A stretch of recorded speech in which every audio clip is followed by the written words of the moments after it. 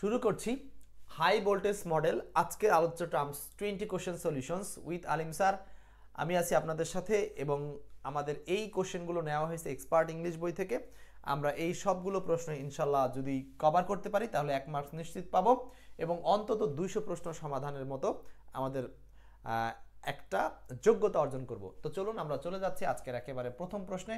প্রথম প্রশ্ন 1 নাম্বার। বলতে হবে হাই ভোল্টেজ মডেল সলিউশন করতে হলে কথা বলতে হবে আমার সাথে, যাতে করে আপনি এই পুরো মডেলটা দেখলে কিছু শিখে যেতে পারেন। হ্যাঁ, একইভাবে আপনি শেষ পর্যন্ত হিসাব রাখবেন যে কয়টা কোশ্চেন আপনার হলো। দেখেন, তাহলে প্রথম প্রশ্ন বলছে the noun form of approve. Approve শব্দের নাউন কি? The noun form of approve. Approve শব্দের নাউন কি? The noun form of approve. Approve শব্দের নাউন কি?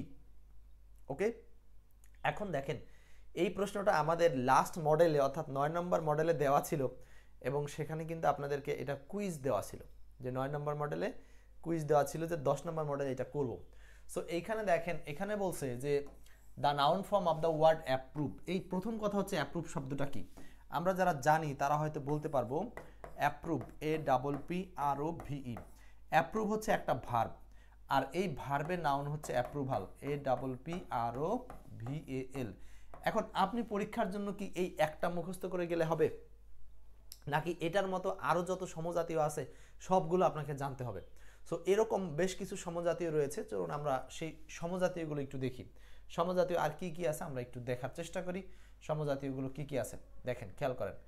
এই যে শুধুমাত্র ভার্বের সাথে AL যোগ করলে সেটা নাউন হয়, এই জাতীয় কিছু সমজাতীয় উদাহরণ আছে।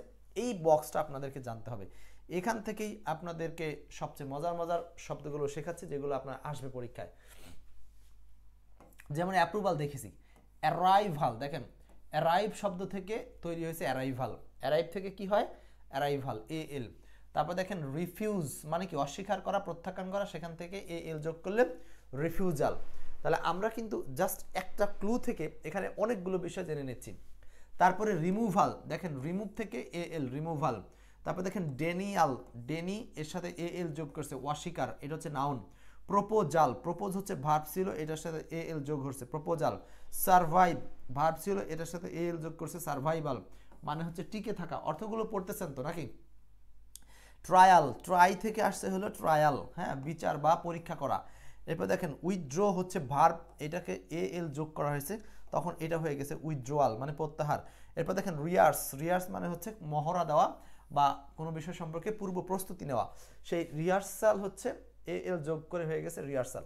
তাহলে এই যে যে শব্দগুলো দেখলাম এগুলো প্রত্যেকটাই কিন্তু এক একটা ভার্ব ছিল, আর এই প্রত্যেকটা ভার্ব শুধুমাত্র AL যোগ হওয়ার কারণে এগুলো হয়ে গেছে নাউন ওয়ার্ড। সো এই লিস্টটা আপনার জন্য খুবই গুরুত্বপূর্ণ। এই লিস্টটা স্ক্রিনশট দিয়ে রাখবেন, স্ক্রিনশট দিয়ে রাখবেন, যাতে করে এখান থেকে যে কোনোভাবে প্রশ্ন থ্রো করলে আপনি বলতে পারেন। তবে এখানে একটা এক্সেপশনাল কথা আছে। কথাটা হলো, এক্সেপশনাল কথাটা হচ্ছে আপনি এই যে এইগুলো পড়লেন এর মানে এই না যে পৃথিবীর সকল ভার্বের সাথে AL যোগ করলেই সেটা কিন্তু নাউন হয়ে যাবে, এমনটা নাও। এখানে বেশ কিছু নাউন দিয়েছি আমরা, যেগুলো দিয়েছি এগুলো হবে, আরও কিছু হতে পারে, কিন্তু এক্সেপশনালও আছে। এই জন্য যা পড়েছেন এই কটা আপাতত ফিক্সড মনে করেন, যে এইগুলো যে কোনোভাবে AL যোগ করলে আমরা যোগ অবস্থায় এদেরকে বলবো হচ্ছে নাউন ওয়ার্ড। ওকে, আচ্ছা চলেন আমরা এখন চলে যাচ্ছি পরের কোশ্চেনে। পরের কোশ্চেনে যাব, question number 2। I am looking for someone who does play the piano. I am looking for someone who does play the piano. কি হবে answer? I am looking for someone who does play the piano. আমি এমন কাউকে খুঁজছি যে piano বাজাতে পারে, তাই না? এখন আমরা জানি এই প্লে ভার্বের মিনিং হচ্ছে একটা হলো বাজাতে পারা, ভূমিকা রাখতে পারা, খেলা পারা, নানানভাবে কিন্তু এটা এই ভার্বের রূপ, ভার্বের অর্থটা পরিবর্তন হয় বা প্রয়োজন হয়। সো বলেন এটাতে কোনটা আনসার হবে? কি আনসার হবে এটাতে বলি আমরা সবাই, বলতে হবে এটার উত্তর কি হবে। I am looking for someone who dash play the piano. আমি এমন কাউকে খুঁজছি যে আসলে পিয়ানো বাজাতে পারে। আমি এমন কাউকে খুঁজছি যে পিয়ানো বাজাতে পারে।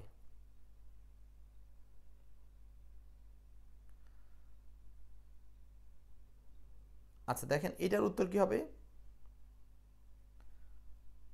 এটার উত্তর কি হবে?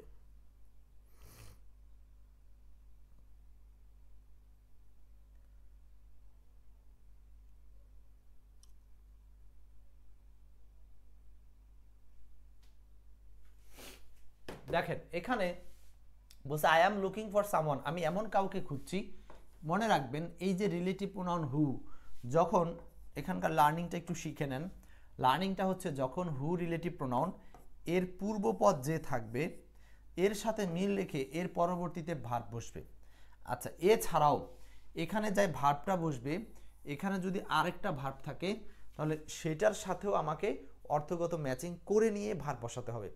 আচ্ছা, তাহলে এখানে হুয়ের ক্ষেত্রে আমরা যদি পূর্বে শূন্যস্থান পাই অথবা ঠিক পরে শূন্যস্থান পাই অথবা তার পরে শূন্যস্থান পাই তাহলে আমরা কি আনসার করতে পারি। এখন দেখেন, তো প্রথম কথা হচ্ছে আমরা যখন হুয়ের পূর্বে শূন্যস্থান পাবো তাহলে এখানে আমরা খুঁজবো হচ্ছে ব্যক্তি। ব্যক্তি, সো যেটা এই প্রশ্নে অলরেডি ব্যক্তি দেওয়াই আছে সেটা হলো সামওয়ান, তাই না? Already someone. নার্গিস সালাম দিয়েছেন, ওয়ালাইকুম আসসালাম। আচ্ছা, সামওয়ান, তাহলে সামওয়ান এখানে বসানো আছে হু। এখন এরপরে দেখেন এই জায়গাতে দেওয়া আছে হচ্ছে পেলে, এখানে দেওয়া আছে পেলে। মাঝখানে এখন আমাকে দুই দিকে খেয়াল করতে হবে, এখানে আছে সামওয়ান, তাই না? সামওয়ান আছে। তো এখন আমরা এখানে একটা নিয়ম শিখে রাখবো। রুলসটা হচ্ছে হুয়ের পরবর্তীতে যদি কোনো ভার্ব বসে তাহলে সেটা এই পূর্ব পদের সাথে ম্যাচিং করে বসে। অ্যাকচুয়াল সাবজেক্টটা হু না, বরং হুয়ের পূর্বে যে আছে এই পূর্ব পদটাই হচ্ছে আসলে সাবজেক্ট। আর এই পূর্বপদ অনুসারেই কিন্তু এখানে ভার্ব বসবে, পূর্বপদ অনুসারে এখানে ভার্ব বসবে। তাহলে পূর্বপদ অনুসারে যদি আমরা এখানে ভার্ব বসাই কি হয় আনসার দেখেন, সামওয়ান। তো সামওয়ানের সাথে আমরা ক্যান বি এইবল এটা দিতে পারি কিনা, ক্যান বি এইবল টু এটা দিতে পারি কি না। আচ্ছা, তারপর দেখেন সামওয়ানের সাথে ইজ এবল দিতে পারি কিনা, সামওয়ানের সাথে ক্যান প্লে দিতে পারি কিনা, সামওয়ান বি এইবল টু দিতে পারি কিনা। অনেকগুলো কিন্তু এখানে অপশন আছে যে কোনটা দিতে পারবো সেটা বলতে হবে। মুমিনুল যুগ হয়েছেন আমাদের সাথে, মৌসুমী আক্তার আছেন আমাদের সাথে। এখন দেখেন ক্লাসটা একটু আপনারা শেয়ার করে দিবেন, যারা এইমাত্র ক্লাসে ঢুকছেন ক্লাসটা শেয়ার করে দিন। আচ্ছা, এখন দেখেন সামওয়ানের সাথে ক্যান বি এবল টু এটা হবে না কেন? আচ্ছা, বাঁশি বাজাতে পারা অর্থে এখানে এই যে ক্যান বি কথাটার মানে কি? হতে পারে, তার মানে সামওয়ান হু ক্যান বি, যে হতে পারে। সো এখানে তো হতে পারা মিনিংটা চাচ্ছে না, এখানে মিনিংটা চাচ্ছে যে ক্যান প্লে মানে বাজাতে পারে। সো আপনি যদি সিম্পলি এই শব্দটা এখানে দেন, কারণ এখানে যেহেতু একটা V1 আছে তার মানে এখানে আপনি জাস্ট এই মডেলটা দিলে অর্থটা মিলে যাচ্ছে। আর আপনি যদি অন্য কোনো অর্থ দেন শব্দ দেন সেটা মিলবে না। যেমন I am looking for someone who can be able to, মানে যে হতে পারে সমর্থ টু প্লে, বাজাতে হতে পারে সমর্থ, মিনিং কি মিললো?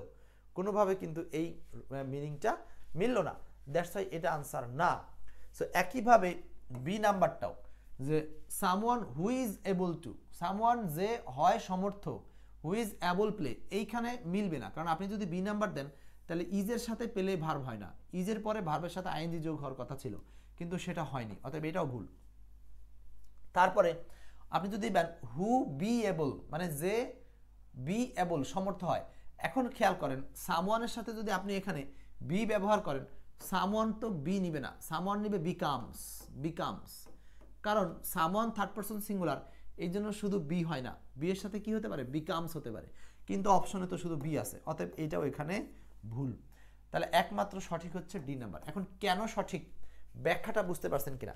মানে এখানে অনেকেই এই জায়গাটা ভুল করবে না বুঝে, মানে প্রত্যেকটা অপশনকে ওখানে বসিয়ে টেস্ট করতে হবে যে আসলে টেস্টে সেটা যায় কিনা। বোঝাতে পারছি সবাইকে? দেখেন নার্গিস আপু, সোমাইয়া আক্তার, ওকে। তাহলে আমি এই প্রশ্নের লার্নিংটা ক্লিয়ার কিনা আপনাদের? এই প্রশ্নের লার্নিংটা হচ্ছে আমরা যখন হুয়ের পরে শূন্যস্থান পাবো এক্ষেত্রে পূর্ব পদের সাথে ম্যাচিং করে এই শূন্যস্থানে ভার্ব বসাবো, ক্লিয়ার? এবং তারও পরে যদি কোনো ভার্ব থাকে তাহলে এই অপশনটা সেই জায়গাগুলো অ্যাডজাস্ট করব, নতুবা আমাদের প্রশ্ন কিন্তু ভুল হবে। তাহলে আমাদের এই কোশ্চেনের লার্নিংটা ছিল হুয়ের ব্যবহার, স্পেশালি হুয়ের পরে যে ভার্ব বসবে সেটা ব্যবহার করতে হবে পূর্বপদ অনুযায়ী, পূর্বপদের সাথে ম্যাচিং করে অর্থ নির্ণয় করতে হবে। কমপ্লিট। ওকে, নেক্সট কোশ্চেনে যাচ্ছি আমরা। 3 number, we need $200 dash this to pay for everything. সব কিছুর মূল্য পরিশোধ করার জন্য এই অর্থ ছাড়াও আমাদের আরও $200 প্রয়োজন। এইটাতে কিন্তু এই বাংলাটা পরীক্ষার হলে দেওয়া থাকবে না, আমি এখানে দিয়েছি তাই। এখন আপনারা বলেন এটা কি আনসার হবে? 3 নাম্বারটা 3 নম্বরের উত্তরটা কি হবে?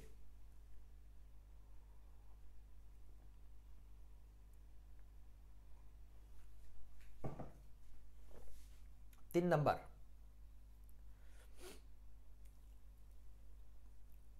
বলছে উই নিড $200 ড্যাশ দিস, আচ্ছা ফর দ্যাশ this to pay for everything, সব কিছুর জন্য প্রদান করার জন্য আমাদের $200 দরকার। এখন এইখানে একটা প্রেপোজিশনের ইউজেস হবে। আচ্ছা ভালো কথা, প্রেপোজিশন ইউজ হবে। এখন আমি কোন প্রেপোজিশনটা দেব? এখানে যদি আপনি দেন যে একটা একটা করে অপশন টেস্ট করবেন, আপনি এই ধরনের প্রশ্নে অপশন টেস্ট করতে হবে, এক একটা অপশন দিয়ে দিয়ে আপনাকে বুঝতে হবে কোন অপশনটা হতে পারে। সো এখানে যদি আমরা অ্যাজ ওয়েল দিই যে উই নিড $200, আমাদের $200 দরকার, as well this to pay, as well কোনো ধরনের অর্থ মিন করে না, কারণ হচ্ছে অ্যাজ ওয়েলের পরে যদি অ্যাজ ওয়েল অ্যাজ থাকে তার মানে এটাও মিনিং দিত যে এবং, কিন্তু এখানে সেটাও নাই, অতএব এটা অর্থই দিতে পারছে না। উই নিড $200, আমাদের $200, অলসো একইভাবে দিস ইহা টু পে ফর এভরিথিং, একইভাবে ইহা, তার মানে মিলতেছে না। আর আপনি যদি দেন এখানে বিসাইডস মানে ইহা ছাড়াও, ইহা ছাড়াও, ধরেন এখানে দিস বলতে বোঝাচ্ছে আপনার কাছে কথার কথা এই যে আপনার হচ্ছে $200 দরকার, কথার কথা আপনার কাছে $100 আছে, এই দিস বলতে বোঝাচ্ছে $100, তাই না? তো কথার কথা আপনার কাছে $100 আছে, তাহলে এই $100 ছাড়াও মানে এই $100 বাদেও আমার আরো কত ডলার দরকার, সেটা হচ্ছে $200 দরকার। অতএব এই কারণে ইহা ছাড়াও বা অধিকন্তু বোঝাতে, আরো বোঝাতে এই বিসাইড এর সাথে এস যুক্ত এই প্রিপোজিশনটা সেন্টেন্সে ব্যবহার করতে হয়। আর শুধু বিসাইড মানে পাশে, সো এইখানে পাশে বোঝানোর জন্য কোনো অর্থ লাগছে না, অর্থ লাগছে হচ্ছে আপনার কাছে কিছু একটা অ্যামাউন্ট আছে, আরো বাড়তি অ্যামাউন্ট প্রয়োজন, দ্যাটস ওয়াই হলো বিসাইড বসবে। ক্লিয়ার? আচ্ছা, এই কোশ্চেনের সাথে কিছু এক্সট্রা লার্নিং আছে, আমরা সেই এক্সট্রা লার্নিংগুলো একটু দেখে নেই এক নজরে। দেখেন পড়েন, হাসনা হেনা আছেন, মাহমুদ হাসান আছেন আমাদের সাথে। হ্যাঁ, আপনারা যারা আছেন ক্লাসটা শেয়ার করবেন। আমি কিন্তু অনেক কষ্ট করে আপনাদের সাথে এই ক্লাসগুলোকে প্রাণবন্ত করার চেষ্টা করি, বুঝতেই পারছেন কণ্ঠ শুনে যে এমনিতে আমি একটু বিপাকে আছি আর কি, গরম পানি খাচ্ছি উইথ সল্ট, সল্টের সাথে। আচ্ছা, পার্শ্বে বোঝাতে এখানে আনসার করতে হবে বিসাইড, পার্শ্বে বোঝাতে বিসাইড বসে, একটু পড়ে নেন। পার্শ্বে বোঝাতে বিসাইড, বাই, নিয়ার, তিনটাই বসতে পারে। যেমন হি স্যাট বিসাইড বাই অথবা নিয়ার মি, সে আমার পাশে বসলো, এটা একটা মানে আপনার পাশে বোঝাতে বিসাইডের ইউজেসটা খেয়াল রাখবেন। অতিরিক্ত বা আরো বোঝাতে বিসাইডস মানে আপনার কোনো একটা অ্যামাউন্ট বা কোনো একটা বাড়ি, কোনো একটা সম্পদ আছে, এটা ছাড়াও আরো অতিরিক্ত কিছু দরকার, সেই ক্ষেত্রে আমরা ব্যবহার করব বিসাইডস। ছাড়া বা ব্যতীত অথবা না করে বোঝাতে আমরা বাট অথবা এক্সেপ্ট, এই দুইটা ব্যবহার করতে পারি। কি কি বলেন? ছাড়া, এই বাট শব্দটা অনেক ক্ষেত্রে ছাড়া অর্থে ব্যবহার করা হয়। আচ্ছা, সীমানা বা বিষয় ছাড়িয়ে বোঝাতে বিওয়াইন ব্যবহার করা হয়, যেমন নো আনঅথরাইজড পার্সোনেল, কোনো আনঅথরাইজড পার্সোনেল মানে অস্বীকৃতিপ্রাপ্ত কর্মীরা বিওয়াইন দিস পয়েন্ট মানে এই পয়েন্টটাকে ছাড়িয়ে যেতে পারবে না, এই পয়েন্টটিকে বা এই নিয়মটিকে কেউ ছাড়িয়ে যেতে পারবে না, এই অর্থে এখানে বিওয়াইন শব্দটা বসেছে। ক্লিয়ার? আচ্ছা, তাহলে আমরা এখানে একসাথে প্রাসঙ্গিক শিখে নিলাম beside, by, near, besides, but, except. এখানে কিন্তু এক্সেপ্ট আছে, এক্সপেক্ট না, সাবধান। এক্সেপ্ট, এক্সেপ্ট মানে ছাড়া বা ব্যতীত, এক্সেপ্ট মানে হলো ছাড়া বা ব্যতীত। ওকে, আমাদের এই প্রশ্নটাও শেষ, চলছে হাই ভোল্টেজ মডেল 10-এর কার্যক্রম।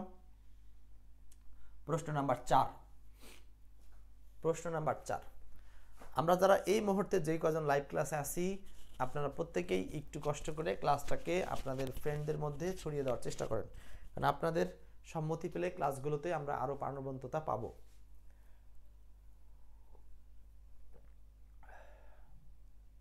কেউ আবার বলেন না যে স্যার দাঁড়িয়ে পানি খাচ্ছেন, দাঁড়িয়ে পানি খাওয়া জায়েজ আছে, হ্যাঁ প্রয়োজনের খাতিরে। আমি এখন লাইভ ক্লাস নিচ্ছি, আমার এখানে বসার জায়গা নাই, সো আমি একটু দাঁড়িয়ে পানি খাচ্ছি, নো প্রবলেম। এরপর দেখেন 4 নম্বর, he is only 5, he is only 5। এই প্রশ্নটা নিয়ে একটু ঝামেলা আছে, তারপরে আমরা এখানে অনেকেই শুধু 2-1টা নিয়ম জানি, আজকে আমরা এই প্রশ্নের আদলে আপনাদেরকে আরো অনেকগুলো নিয়ম শেখাবো। দেখেন কিভাবে, এখানে প্রথম প্রশ্ন হচ্ছে হি ইজ অনলি 5, মানে তার বয়স কত? 5। হি ইজ অনলি 5, তার বয়স 5। এখন এই যে অনলি শব্দটা আছে, যদি কোনো সংখ্যাবাচক শব্দের সামনে অনলি থাকে তাহলে নেগেটিভ করার জন্য আমরা সাধারণত কি ব্যবহার করব? নট মোর দ্যান অথবা নট লেস দ্যান। কি ব্যবহার করব? নট মোর দ্যান অথবা নট লেস দ্যান। তার মানে ওই সংখ্যার চেয়ে কমও না বেশিও না। তো he is not less than 5 কথাটার মানে হচ্ছে সে 5-এর চেয়ে কম না। আবার আপনি যদি এখানে মোর দ্যান দিতেন তাও হইতো, যে সে 5-এর চেয়ে বেশি না, তার মানে 5-এর চেয়ে বেশিও না 5-এর চেয়ে কমও না। এক্স্যাক্টলি কত? এক্স্যাক্টলি হচ্ছে 5। বুঝাতে পারছি?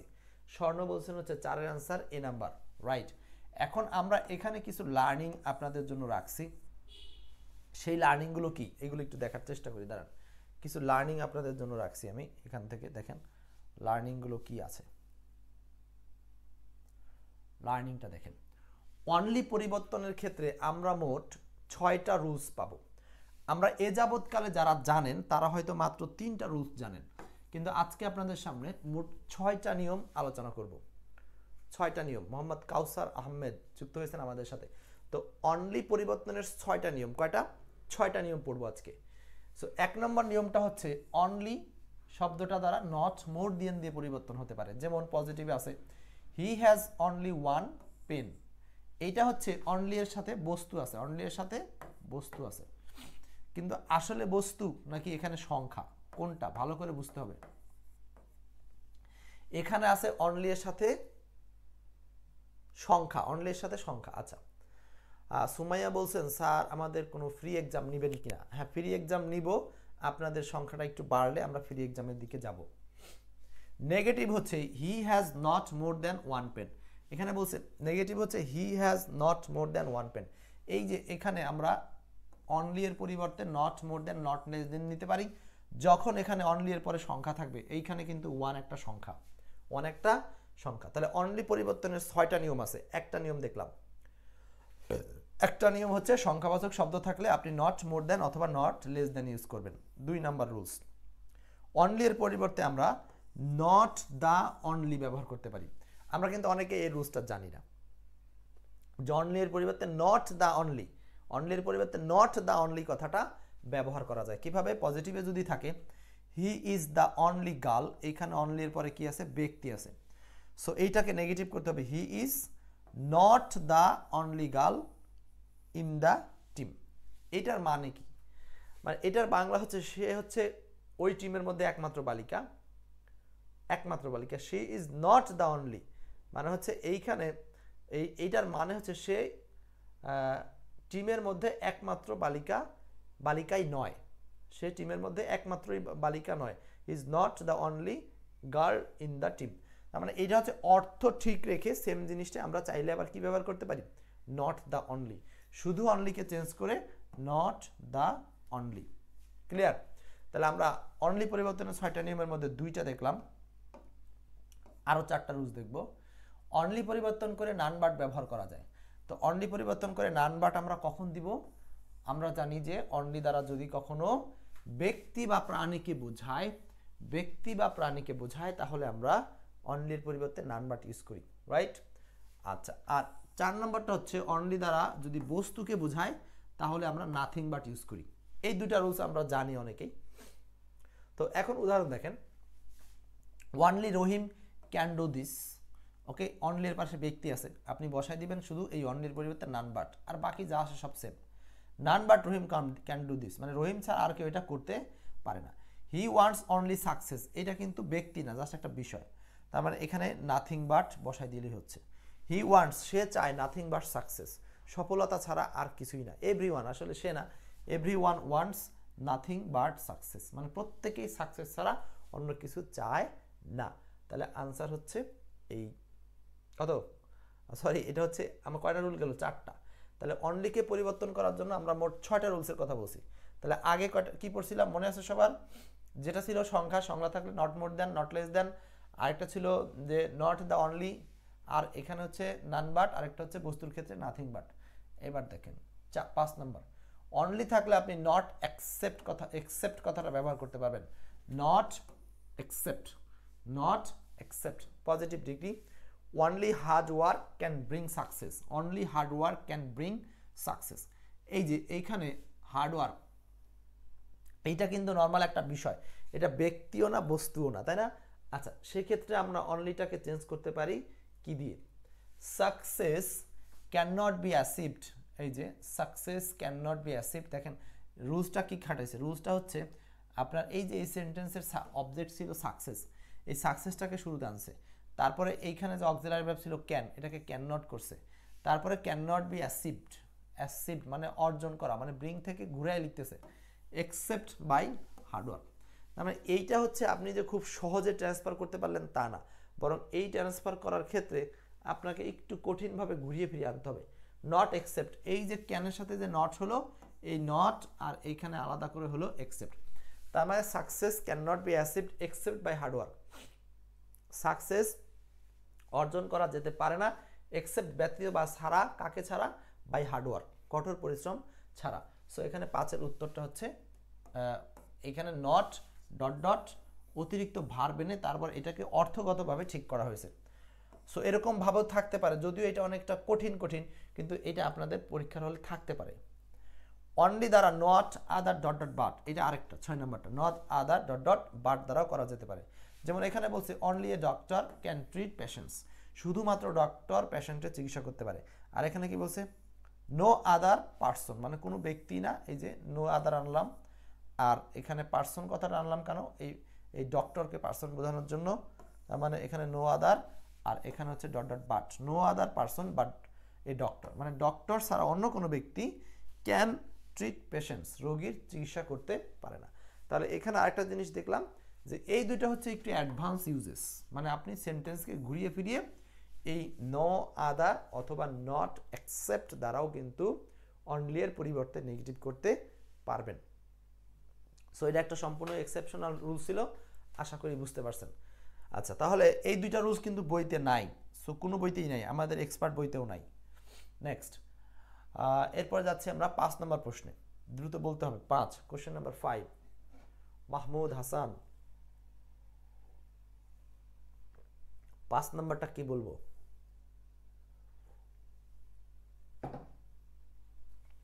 হু কল্ড ইউ এ লায়ার, মানে কে তোমাকে মিথ্যাবাদী বলেছে? Who called you a liar, কে তোমাকে মিথ্যাবাদী বলেছে? হু কল্ড ইউ লায়ার, কে তোমাকে মিথ্যাবাদী বলেছে?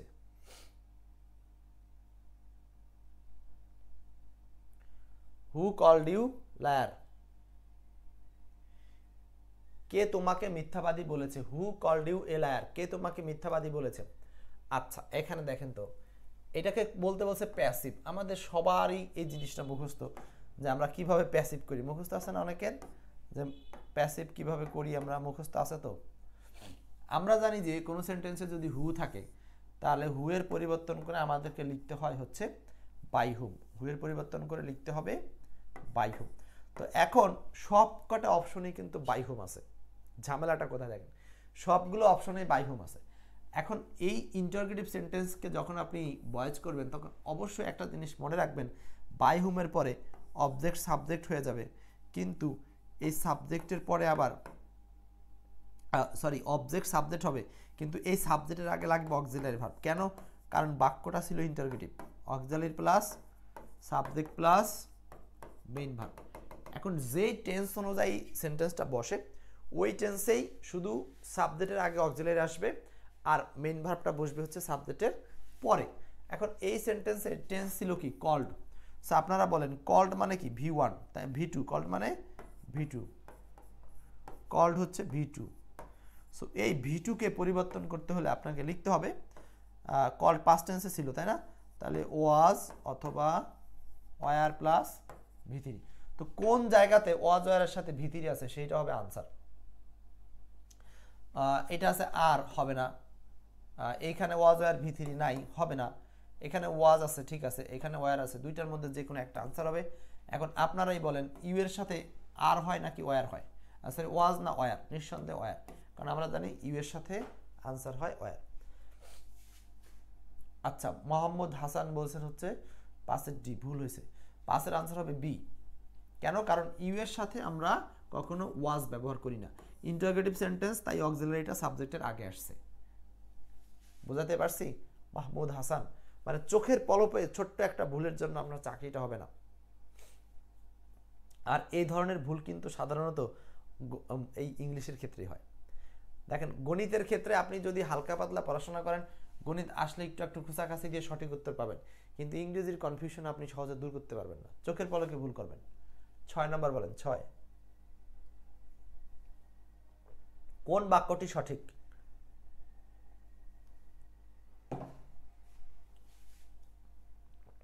আপনারা একটু আরেকবার শেয়ার করবেন, আপনাদের পরিচিত বন্ধুদের মেনশন করেন, আর হোয়াটসঅ্যাপ গ্রুপে আপনার ফ্রেন্ডদেরকে চাইলে আপনারা জয়েন করতে পারেন, জয়েন করাতে পারেন।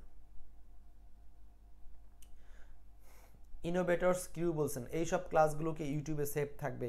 হ্যাঁ, ইউটিউবে দেওয়ার চেষ্টা করব, কিন্তু কবে কোন সময় কমপ্লিটলি দেওয়া হবে এটা বলা যাচ্ছে না।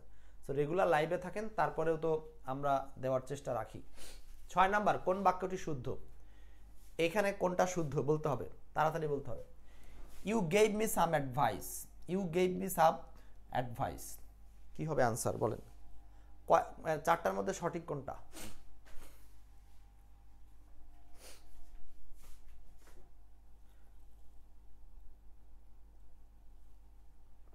স্বর্ণ বলছেন হচ্ছে 6-এর বি সঠিক, তাই না? দুঃখের বিষয় হয় নাই, 6-এর বি সঠিক না, হয়নি।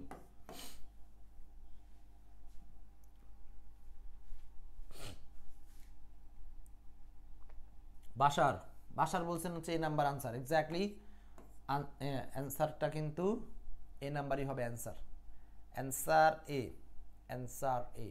He gave me some advice, এটাই সঠিক। আর এখানে এই ফর ব্যবহারের কোনো প্রয়োজন নেই, কেন? কারণ আপনি যখন কাউকে কোনো রিকোয়েস্ট করবেন তারপরে এই ফরের প্রয়োজন হবে না, ডাইরেক্ট কিসের জন্য রিকোয়েস্ট করতেছেন সেটা বসে যাবে। আর সি নাম্বারটা ভুল কেন? আই অ্যাম ভেরি বেটার, লার্নিংটা শিখেন, এখানে লার্নিং কি? লার্নিং এ নাম্বারে লার্নিং ঠিক আছে, বি নাম্বার হচ্ছে ওখানে ফর হবে না। সি নাম্বারে লার্নিং কি?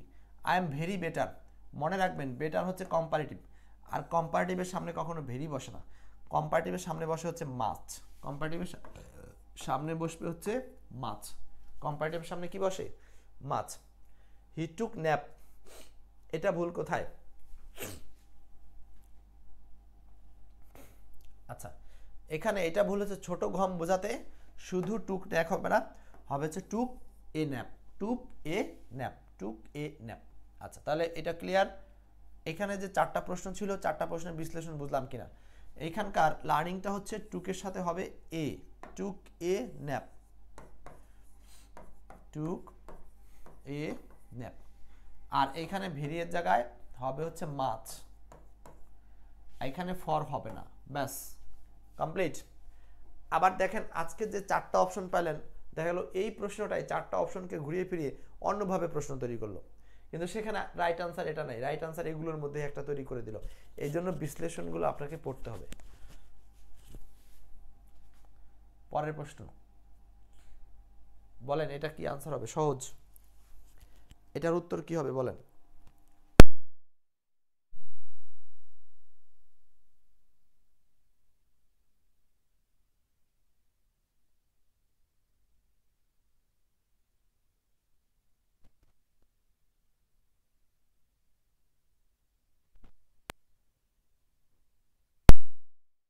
ল্যাটিন ওয়ার্ড দ্যাট মিন্স, স্যালারিয়াম একটা ল্যাটিন ওয়ার্ড, এটার মানে কি?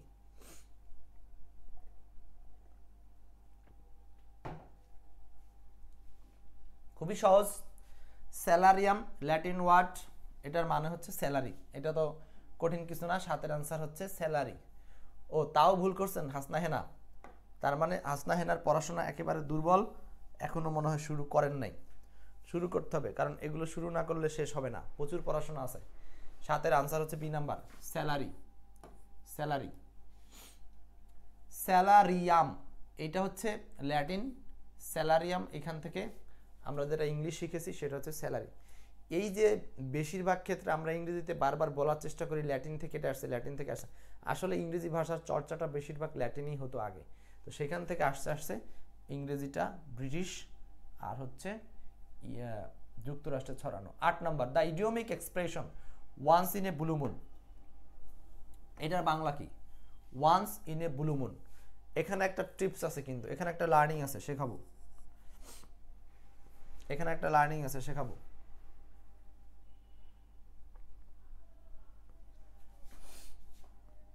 বলেন কি হবে?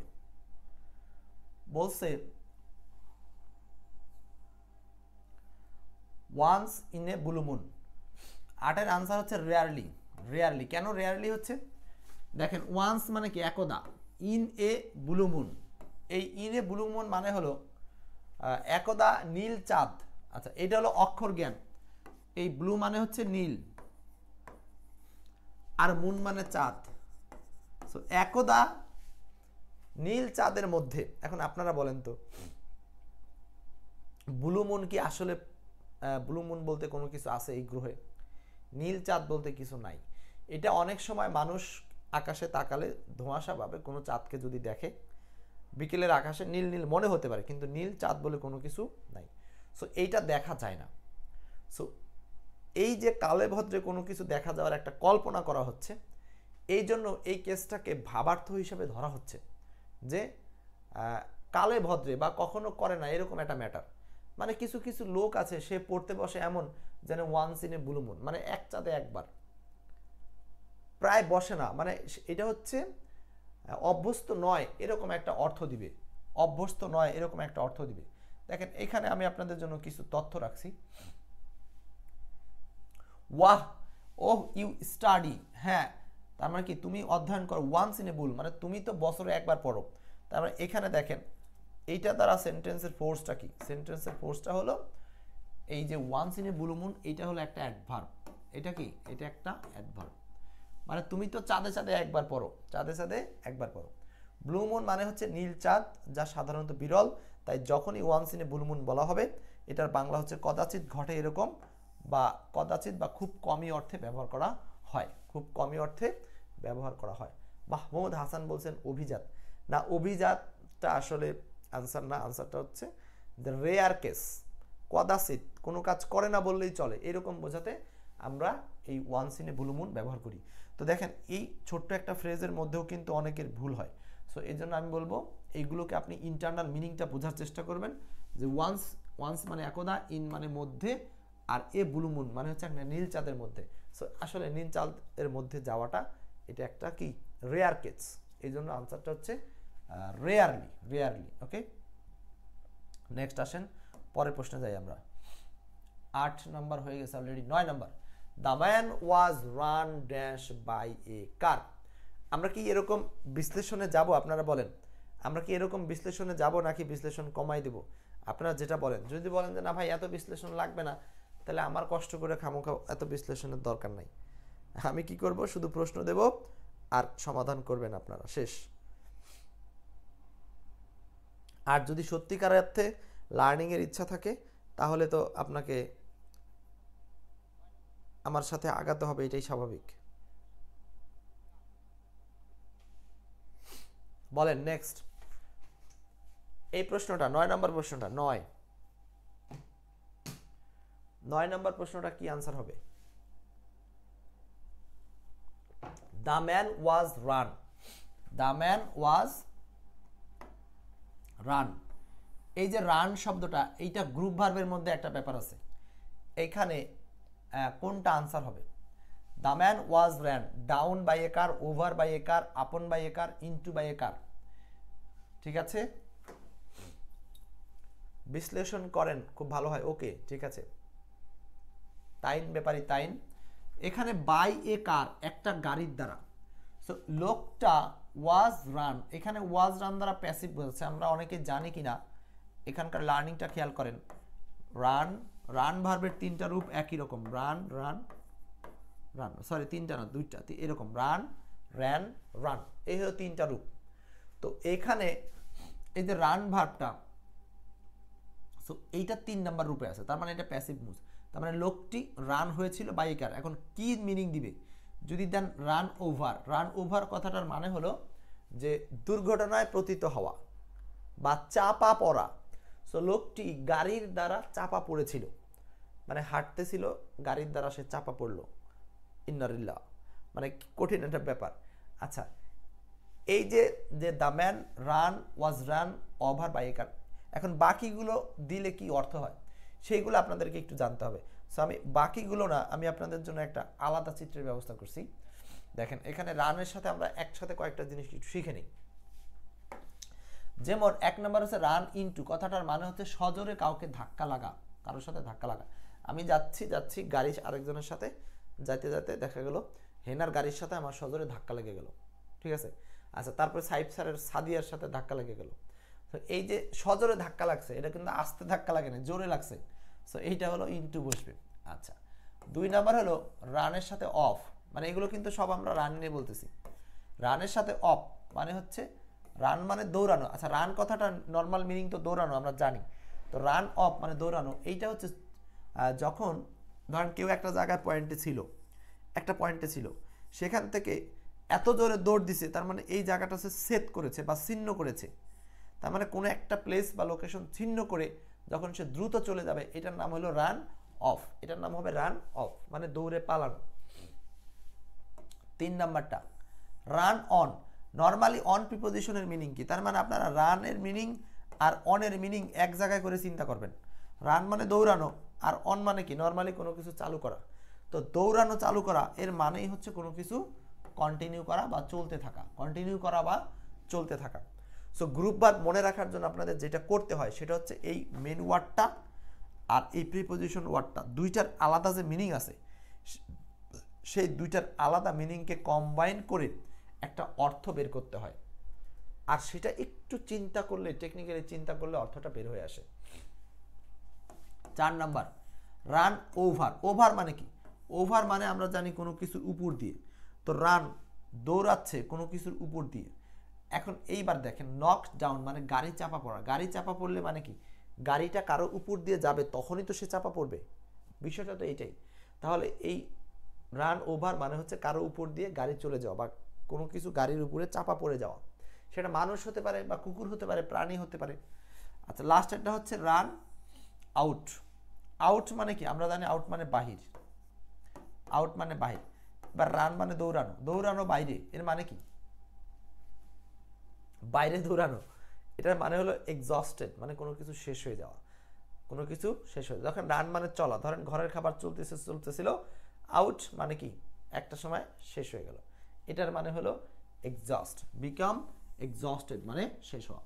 তো দেখেন রান দিয়ে আমরা এখানে মোটামুটি 5টা গ্রুপ ভার্ব করলাম, এছাড়াও রান দিয়ে অনেকগুলো আছে, প্রায় 15টার মতো আলোচনা আছে। আমরা যেদিন রান গ্রুপ ভার্ব নিয়ে কথা বলবো ভোক্যাব ক্লাসে, সেদিন আপনারা এই রান সংক্রান্ত আরও বিষয়গুলো জানতে পারবেন। সো এই কয়টা মনে থাকবে কিনা সবার, তার মানে রান ইনটু সদরে ধাক্কা লাগবে, হ্যাঁ, ইনটু মানে কোনো কিছুর মধ্যে, কোনো কিছুর মধ্যে, তার মানে একজন আরেকজনের মধ্যে সজোরে ধাক্কা লাগবে। এরপরে রান অফ, কোনো একটা স্থান ত্যাগ করে দ্রুত চলে যাওয়া, রান অফ দৌড়ে পালানো, রান অন চলতে থাকা, রান ওভার নক ডাউন বা কারো উপর গাড়ি চাপা পড়া, আর রান আউট মানে ফুরিয়ে যাওয়া, শেষ হয়ে যাওয়া, নিঃশেষিত হওয়া। ওকে, এখন দেখেন এখান থেকে এক্সাম্পলগুলো কিভাবে আসছে, উদাহরণগুলো পড়েন একবার, শুধু একটু পড়েন। আমরা এমসিকিউ সলভ করবো, এটা আমাদের মুখ্য না, এমসিকিউটা জাস্ট ক্লু, সেখান থেকে আমরা কিছু অতিরিক্ত লার্নিং নিব, এটাই আমাদের ক্লাসের মূল থিম। বলছে দ্য কার, মূল থিমটা দেখেন, এই যে, আচ্ছা সরি, মাঝে মধ্যে এই বোর্ড ভালোই ঝামেলা করে। বলছে দ্য কার রান দ্য ওয়াল, এখন দেখেন তো এটা ম্যাটার বুঝতেছেন, গাড়ি এমনভাবে চলছে যে পাশের দেওয়াল দেখে নাই, অনেক সময় দেখেন না এরকম যে ডিভাইডার ভেদ করে চলে যায়। আমি আমার এলাকায় দেখছি যে ডিভাইডারের উপর দিয়ে ট্রাক গিয়ে একেবারে উল্টে পড়ছে, মানে ঘুমে ঘুমে রাতে চালাইছিল মনে হয়। সো ডিভাইডারের উপরে, মানে এখানে যদি ওয়াল না থেকে ডিভাইডার থাকতো, একই তো কথা, যে রাস্তার মাঝখানে যেটা থাকে ওটার নাম ডিভাইডার, মানে যেগুলো 4 লেনের রাস্তা। The car ran into the wall, তার মানে the car ran into the divider, the car ran into the stall, মানে দোকানে। তার মানে এটা হচ্ছে গাড়িটি র্যান মানে ধাক্কা মেরেছিল সজোরে, র্যান ইনটু দ্য ওয়াল, দেওয়ালের মধ্যে সজোরে ধাক্কা মেরেছিল। The car ran into the people, লোকজনের মধ্যে সজোরে কি করেছিল, ধাক্কা মেরেছিল। তার মানে সজোরে ধাক্কা মারা অর্থে আমরা এখানে র্যানের সাথে ব্যবহার করব হলো ইনটু, ইনটু, আপনারা একটু মনে করেন এগুলো, মানে এটা হচ্ছে আমাদের ভোক্যাব প্র্যাকটিসের একটা সিস্টেম। আমরা এক্সপার্ট থেকে এইভাবে সিস্টেমটা অবলম্বন করি, এক এক টিচার এক একভাবে করায় ভাই, যার যার খুশি। কিন্তু আপনার যদি আমাকে ভালো লাগে আমার কনসেপ্টটা নেবেন। আচ্ছা, নার্গিস বলছিলেন হলো র্যান অফ দ্য, না না, র্যান ইনটু দ্য ওয়াল। এর পরেরটা, দ্য থিপ সবিং, সোরটা আমারে দেখলো অ্যান্ড র্যান, এই যে আমারে দেখলো তো মারলো দৌড়, ঠিক আছে, দেখলো তো মারলো দৌড়, এইটা হবে হচ্ছে আপনার র্যানের সাথে অফ, র্যানের সাথে অফ। সোলাইমান বলছেন হচ্ছে গলা ভেঙে গেছে। আরে গলা ভাঙে নাই, গলা তো ঠিকই আছে রে ভাই, কণ্ঠস্বরটা চেঞ্জ হয়ে গেছে। এটা হলো খুব বেশি কাশি ছিল এবং এই কারণে এটা হয়েছে আর কি। কেন হয়েছে আরও জানি না, হালকা জ্বর ছিল, এই লবণ পানির উপর দিয়ে চলছি, আর হলো লেবু 50 টাকা হালি, কি বিপদে আছি জানেন না, এই লেবু খাওয়া যাচ্ছে না, নাপা খাচ্ছি, গেছি ওষুধ আনতে, বলে অ্যান্টিবায়োটিক খান, আমি বলছি খাবো না, এভাবেই যাবে। আচ্ছা দেখেন, তারপর বলছে কি, the troubles will ran for a few days, সমস্যাগুলো will ran for a few days, কিছুদিনের জন্য। এটা আবার কি হবে? দ্য ম্যান ওয়াজ র্যান, এইটা ছিল হচ্ছে র্যানের সাথে ওভার। আচ্ছা, দ্য প্যাশেন্স ইজ রানিং, রোগী ইজ রানিং আউট, মানে নিঃশেষিত হয়ে যাচ্ছে বা শেষ হয়ে যাচ্ছে, ঠিক আছে, ran of or ran away. আচ্ছা, কিন্তু এটা আনসার কি, দ্য ট্রাবল, সমস্যা উইল র্যান, শেষ হয়ে যাওয়ার অর্থে।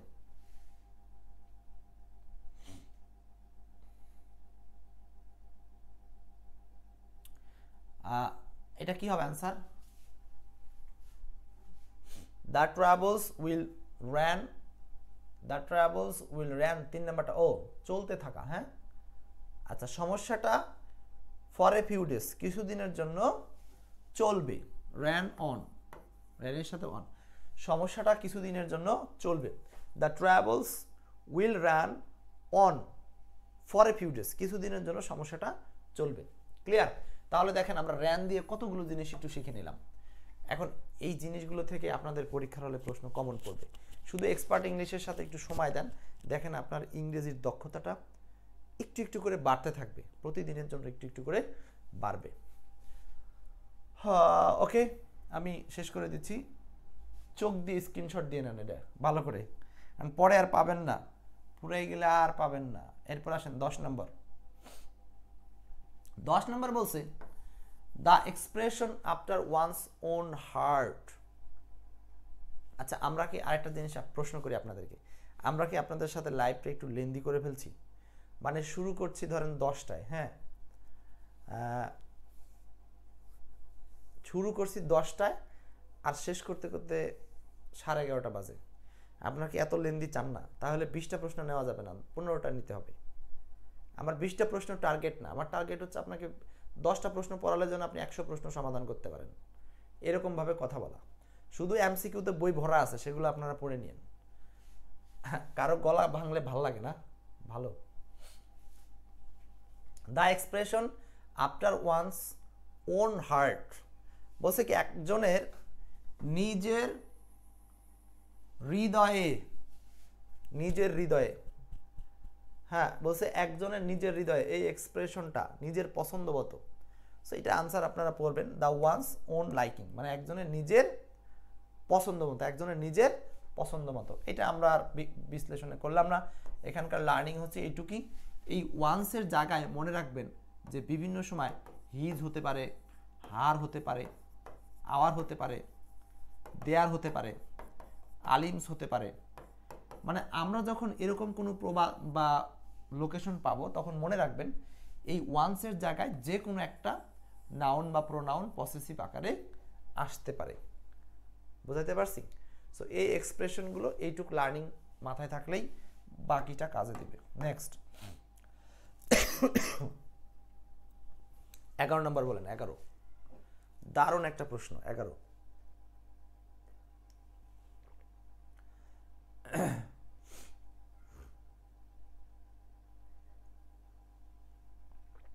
11 নম্বর দারুণ একটা প্রশ্ন। 11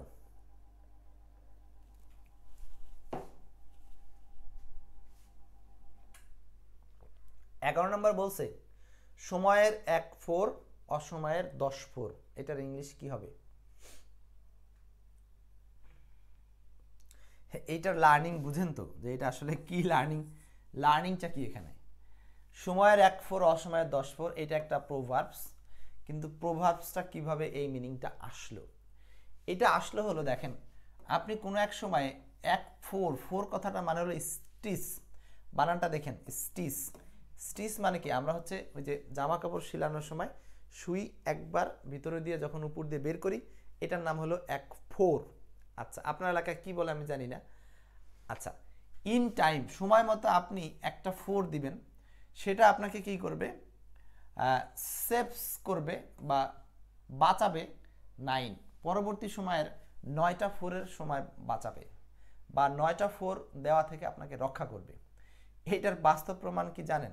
আচ্ছা, এটার আনসার তো বি নাম্বার, অনেকে হয়তো বুঝতে পারছেন।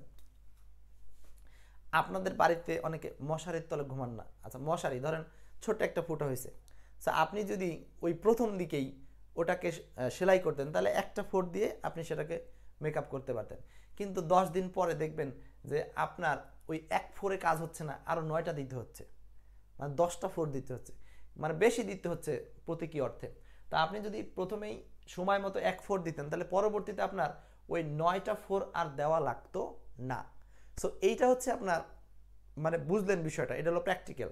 তো ঠিক একইভাবে আমার যখন একটা কাপড় ছিঁড়ে যাবে, অল্প একটু ছিঁড়লে আপনি যদি সময় থাকতেই ওটা সংশোধন করে নেন, ঠিক করে নেন, তাহলে পরবর্তীতে আপনাকে আর ওই দর্জির কাছে গিয়ে বড় করে সেলাই করে আনতে হবে না। তো এইটা যদি প্রয়োগিক অর্থে আমি বলি, সো আমরা এখন যারা পড়াশোনা করি সময় মতো, ধরেন আপনার অনার্স চলছে বা এখন পড়াশোনার টাইম, আপনি এখনই যদি সময় মতো 1 পৃষ্ঠা পড়ে নেন, আপনি পরীক্ষার আগে 10 পৃষ্ঠা পড়ার চেয়ে কাজে লাগবে। মানে 10 পৃষ্ঠা না পড়লেও সেই জায়গাটা সেভ করবে আপনাকে। তো এই জন্য প্রয়োগের ক্ষেত্রে একইভাবে আপনি কর্মজীবনে যখন একটা কাজ করা দরকার তখন করলেন না, অসময়ে সেটা আপনাকে 10টা কাজ করতে হবে। একইভাবে পরিবারের ঘ্যানঝামের ক্ষেত্রে ধরেন ছোট্ট একটা সমস্যা হয়েছে, আপনি বলেকে মিটমাট করে দিলেন না, করে নিলেন না, পরবর্তীতে দেখবেন যে ওইটা 10 গুণ সমস্যা হয়ে ফেরত আসতেছে। তার মানে সময় মতো যদি আপনি ছোট্ট একটা সমস্যাকে সমাধান করে নেন, পরবর্তীতে আপনাকে আর 9টা সমাধানের দিকে যেতে হয় না। এইটার কিন্তু খুবই গুরুত্বপূর্ণ একটা ইউজেস, এই সময়ের 1 4 অসময়ের 10 4। আমি বুঝাইতে পারছি কিনা? এই প্রবাদটা খুবই প্রয়োজনীয় প্র্যাকটিক্যাল লাইফে। আসলে এটা বললে কি হবে, আমার জন্য অনেক সময় এটা হয় না, এটা সবার জন্যই। অনেকে ছোট সমস্যাকে মনে করি যে আরে সমস্যা ঠিক হয়ে যাবে, কিন্তু ওইটা অনেক সময় বড় হয়ে যায়। তো সাবধান, নিজের ব্যক্তিগত জীবনে এই পড়াশোনাকে কাজে লাগাতে হবে। শুধু পড়াশোনা যে আমার চাকরি পাওয়ার জন্যই হবে এমনটা চিন্তা করলে কিন্তু ব্রেন একটা সময় পাগল হয়ে যায়। আর আপনি যদি প্র্যাকটিক্যাল থিমে পড়াশোনাকে নেন, অনেক সময় ব্রেন ভালো থাকে এবং আপনার ওই শিক্ষাটা আপনি যে কোনো জায়গায় কাজে লাগাতে পারবেন, স্থায়ী হবে। সো আমি যেভাবে ন্যারেটিভ আকারে বর্ণনা করি, এইগুলো আপনাদেরকে এই জায়গাটা হেল্প করবে।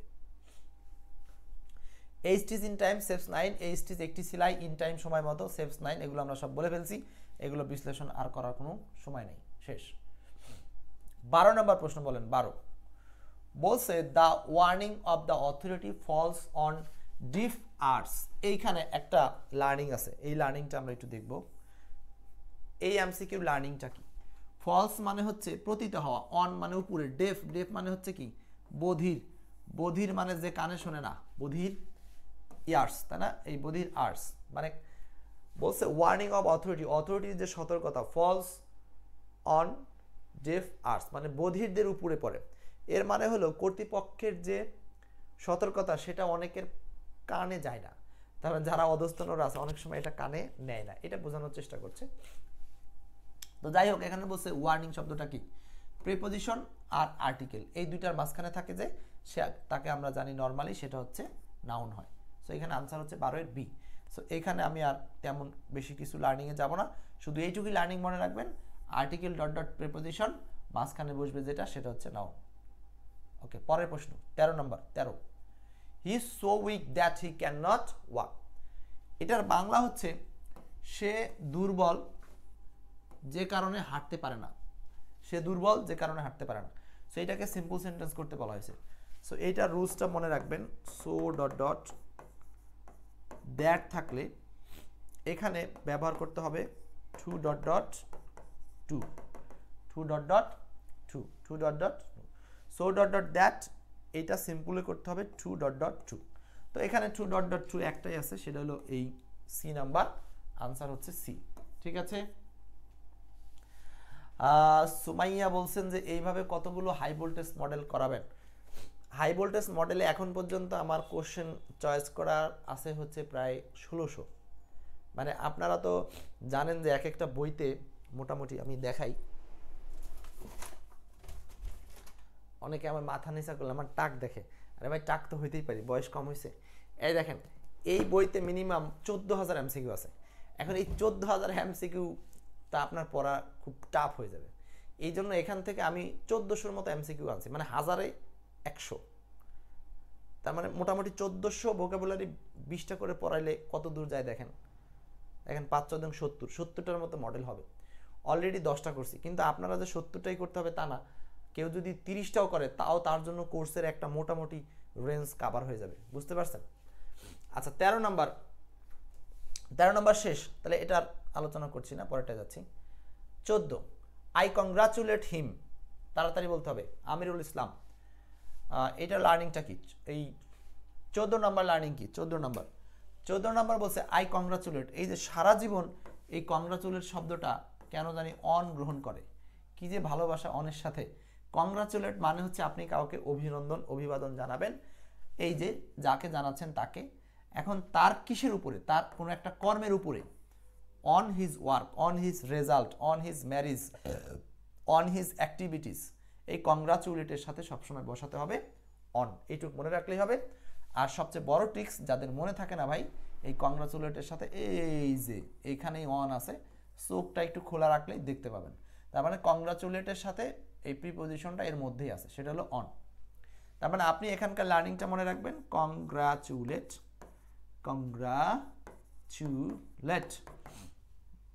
এই যে অন আছে না, এইটাই জাস্ট প্রিপোজিশন হিসাবে বসে যাবে। তাহলে এটা আর দরকার আছে? টিপসটা মনে রাখলেই হবে। এখানে টিপসটা শুধু এই অন। নেক্সট 15, কন্টামিনেট মানে কি বলেন? প্রায় শেষ, এখনকার প্রশ্নগুলো তাড়াতাড়ি আগাবে, বলেন।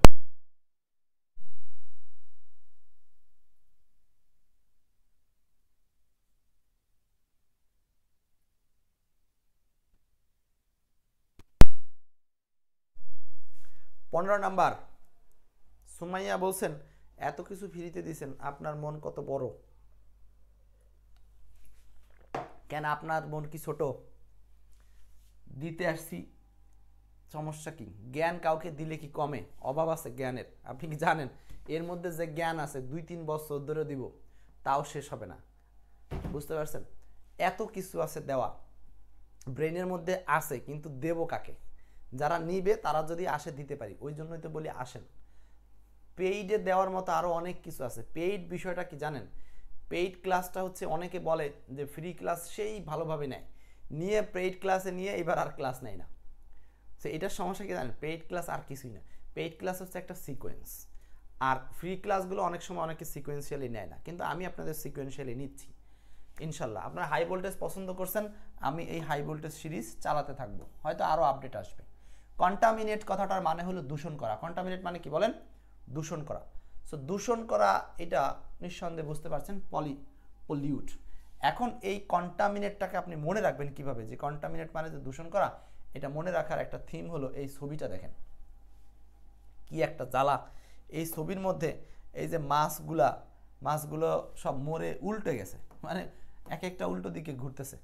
এই যে দূষণ দেখেন, নদীর সাইডে দেখছেন কি করছে, এই যে, তার মানে নদীর পাশে যে ঘটনাটা ঘটে সেটা হলো কন্টামিনেট।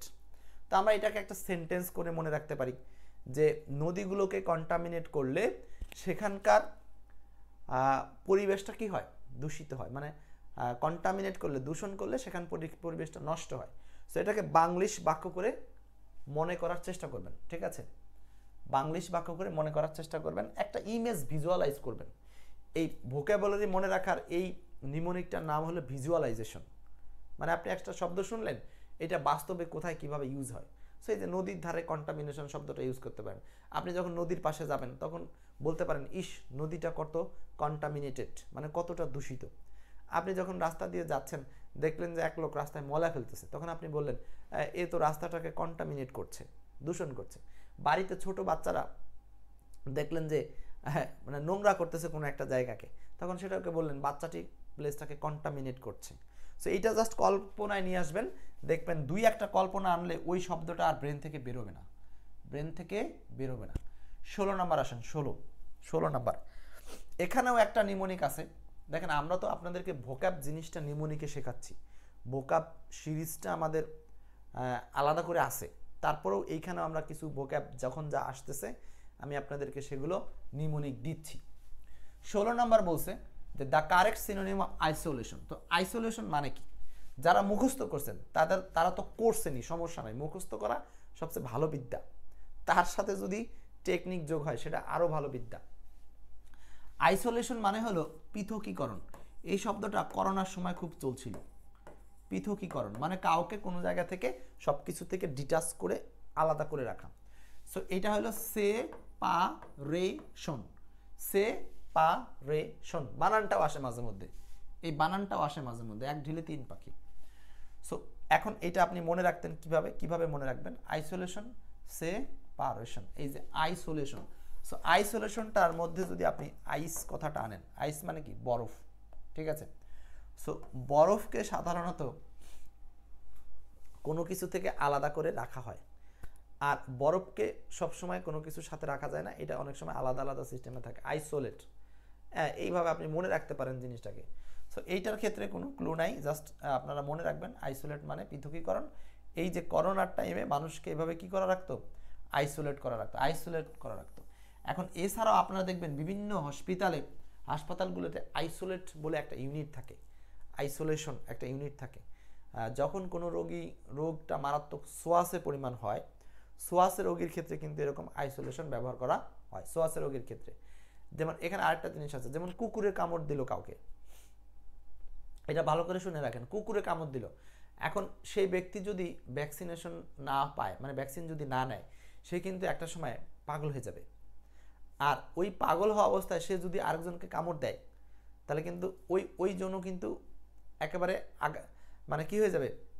আক্রান্ত হয়ে যাবে। ওইখানে দেখবেন যাদেরকে কুকুর কামড় দেয়, তার যদি একেবারে সিরিয়াস পর্যায়ে চলে যায়, তাদেরকে ডাক্তার আলাদা রুমে রাখে এবং তার মৃত্যু নিশ্চিত না হওয়া পর্যন্ত তাকে ওই রুম থেকে বের হতে দেয় না। সে শুধু ছটফট করতে থাকে, এক সময় ছটফট করতে করতে করতে চোখের সামনে মারা যায়।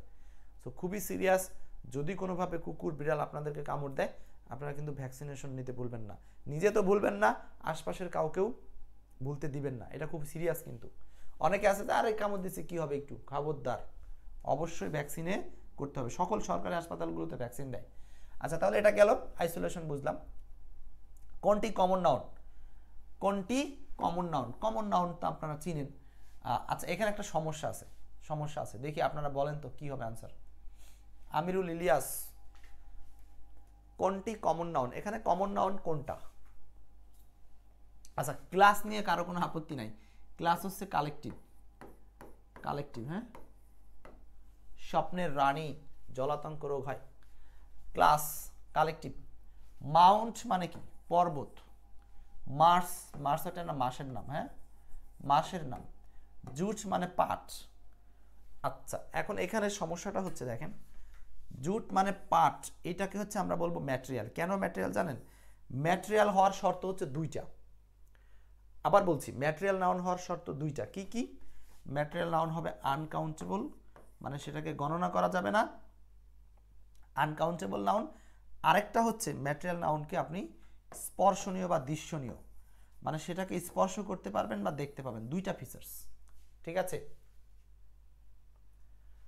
আচ্ছা, আলামিন ভাই বলছেন হচ্ছে গলার যত্ন নিতে।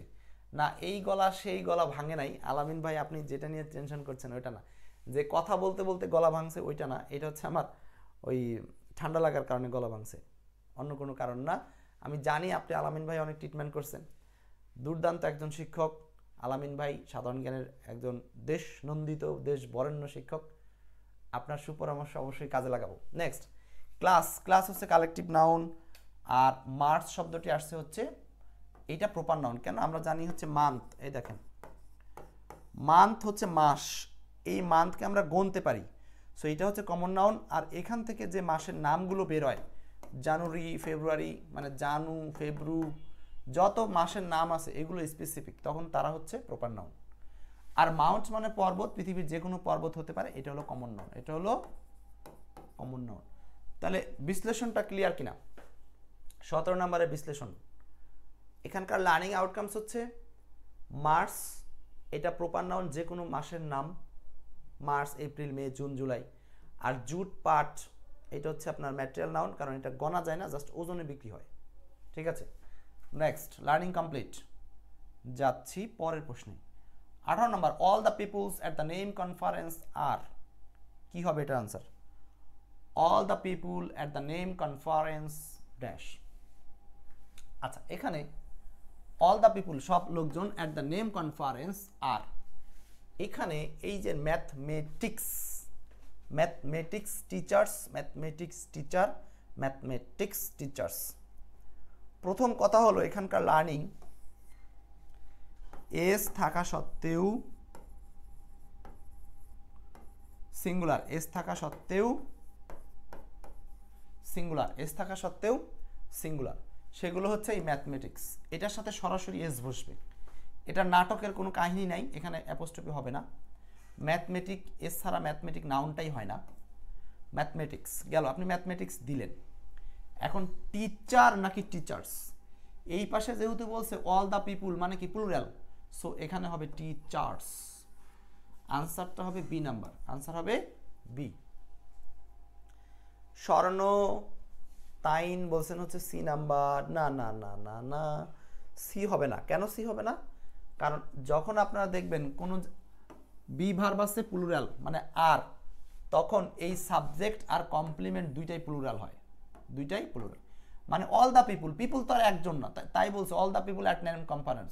ন্যান কনফারেন্সে সবগুলো লোকজন হচ্ছে শিক্ষক, তাহলে সবগুলো যদি শিক্ষক, তাহলে সেটা কি একজন শিক্ষক না সবাই?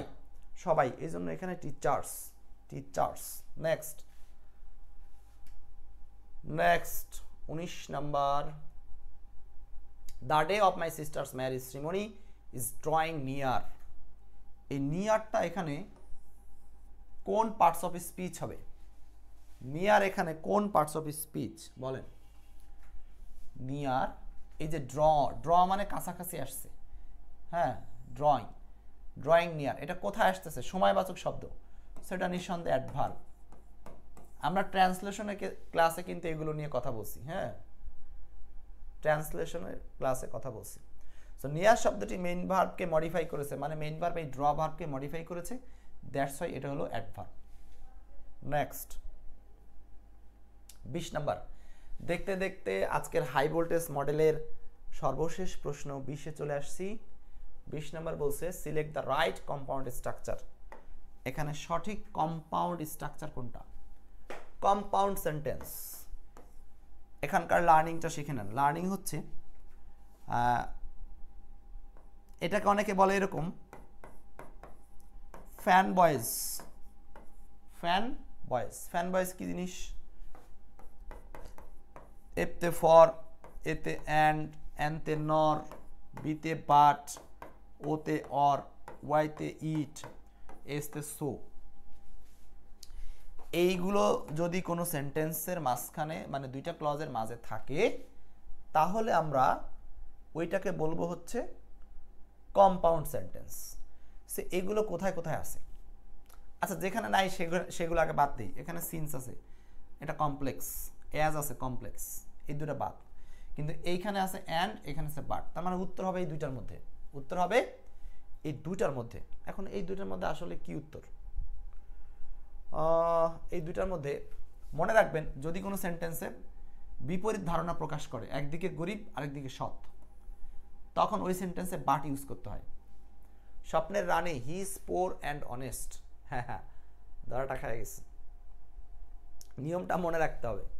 সাধারণত যদি একটা সেন্টেন্সের দুই পাশে বিপরীত সেন্স বোঝায়, মানে সে গরিব সৎ, মাঝখানে কি এবং বলেন না কিন্তু বলেন? কিন্তু বলেন। এই জন্য এখানে আনসার হবে বাট দিয়ে, মানে আনসার সি। ক্লিয়ার? এই ছিল হাই ভোল্টেজ মডেলের আজকের 20তম প্রশ্ন। 10 নম্বর হাই ভোল্টেজ মডেলের 20তম প্রশ্ন সলভ করলাম আমরা। এখন আপনাদের জন্য আজকের একটা সর্বশেষ কুইজ থাকবে। এই কুইজটা বোনাস, যেটা আপনাকে উত্তর করতে হবে, এর উত্তর পাবেন পরবর্তী মডেলের প্রথম প্রশ্নে।